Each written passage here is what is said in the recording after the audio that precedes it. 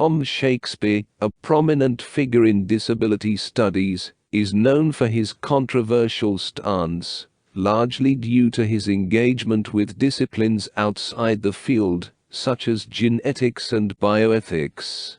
His involvement in these areas has drawn criticism from some quarters of disability studies, which often view genetics and bioethics as inherently antagonistic to disability rights. In his latest work, Shakespeare continues to challenge the status quo, dividing the book into 3 parts that cover a range of topics. The first part offers a detailed critique of the social model of disability, a cornerstone of disability studies. This model posits that disability arises from societal barriers, rather than inherent individual traits. Shakespeare presents alternative perspectives on how disability can be best understood, offering constructive proposals for reconceptualizing disability. The second part delves into bioethical issues related to disability, including prenatal diagnosis, potential cures for disability, and questions surrounding autonomy at the end of life. This section is likely to be of particular interest to readers familiar with bioethics, as Shakespeare navigates complex ethical dilemmas surrounding disability. In the final part, Shakespeare explores themes such as care, charity, intimacy, and the role of non-disabled individuals in the world of disability. These discussions shed light on the multifaceted nature of disability and the complex dynamics that shape interactions within disabled communities and between disabled and non-disabled individuals. Shakespeare challenges the dominant perspective of the social model of disability, arguing that it redirects attention away from the bodily experiences of disabled individuals. He contends that while the social model rightly highlights societal barriers, it tends to overlook the significance of impairment in the lives of disabled people. Shakespeare asserts that the focus on social barriers can inadvertently lead to a neglect of individuals' bodily experiences, perpetuating a gaze fixated solely on the external environment. Shakespeare argues that subscribing to the social model can create a gap in knowledge about the experiences of impairment, as it steers research away from understanding the lived realities of disabled individuals. By solely emphasizing social barriers, the model may inadvertently sideline the bodily experiences of disability, limiting our understanding of the multifaceted nature of disability.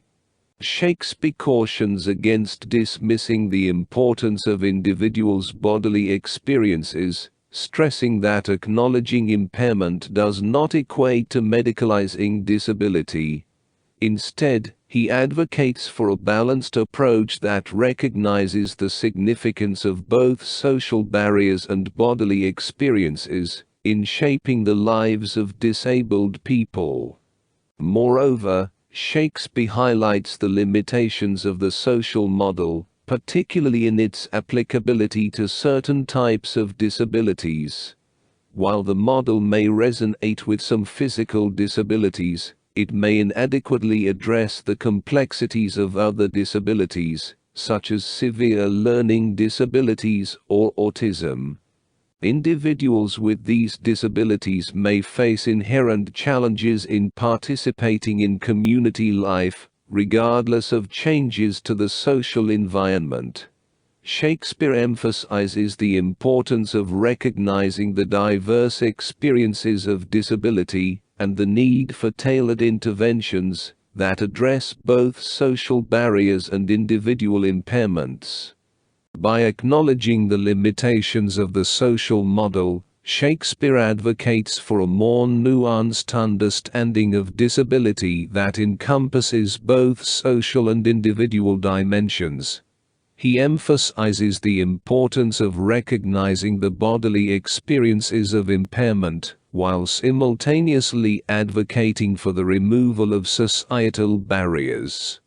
Shakespeare's argument underscores the need for a holistic approach to disability that acknowledges the multifaceted nature of disability experiences and embraces diverse perspectives within the field.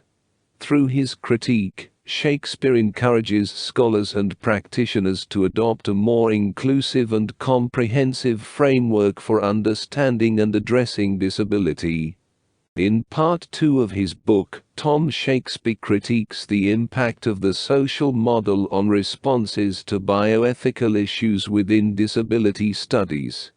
He argues that the social model's emphasis on societal barriers can lead to dismissive attitudes towards medical interventions, particularly in the context of seeking a cure for disability. According to the social model, disabilities are primarily caused by environmental factors, rendering medical cures irrelevant or even offensive to some members of disability rights groups. Shakespeare illustrates this point by referencing negative reactions towards Christopher Reeve's expressed desire to walk again and seek a cure for his paralysis. The social model's perspective may lead to skepticism or hostility towards individuals seeking medical interventions, viewing such aspirations as undermining the broader goals of disability rights advocacy. Similarly, Shakespeare challenges the simplistic narrative often employed in discussions of autonomy at the end of life. While the social model may attribute desires for assisted suicide to societal discrimination and lack of support, Shakespeare suggests that this perspective oversimplifies complex ethical dilemmas. He emphasizes the importance of respecting individuals' autonomy and ensuring that their wishes are thoroughly considered and honored, regardless of whether they choose assisted suicide or not. By highlighting these examples, Shakespeare underscores the need for a more nuanced approach to bioethical issues within disability studies. Rather than rigidly adhering to the social model's framework, he advocates for a broader consideration of individual experiences and preferences, particularly in sensitive matters such as end-of-life decisions. This nuanced perspective allows for greater respect for the autonomy and dignity of disabled individuals, ensuring that their voices and choices are valued and respected. In the final part of the book, Tom Shakespeare shifts focus to practical themes central to disability studies and the daily lives of disabled individuals. These include charity, care, intimacy, and the involvement of non-disabled individuals in the realm of disability. Here, Shakespeare continues to critique the social model, highlighting its negative impact on these aspects of disability. One example Shakespeare explores is the rejection of charity as a response to disability, motivated by the social model's emphasis on societal barriers. He acknowledges the historical context, noting that many charitable organizations historically patronized and excluded disabled individuals, perpetuating hostility towards them. However, Shakespeare also presents a more nuanced view, suggesting that charity could play a positive role in supporting disabled individuals, if approached in a more sympathetic and inclusive manner. Additionally, Shakespeare advocates for consideration of an ethic of care as a counterbalance to the overemphasis on rights-based approaches within disability studies. He argues that focusing solely on rights may overlook the importance of caring relationships and support networks in the lives of disabled individuals. By highlighting the significance of care, Shakespeare encourages a broader understanding of disability that encompasses both rights and interpersonal relationships. Shakespeare's exploration of these practical themes underscores the complexity of disability experiences and the need for a multifaceted approach to disability studies.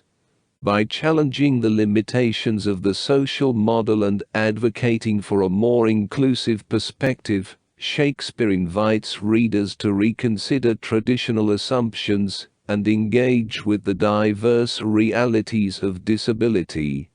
Through his examination of charity, care, and intimacy, Shakespeare offers valuable insights into the ways in which disability is understood and addressed in society, ultimately contributing to a more holistic understanding of disability studies.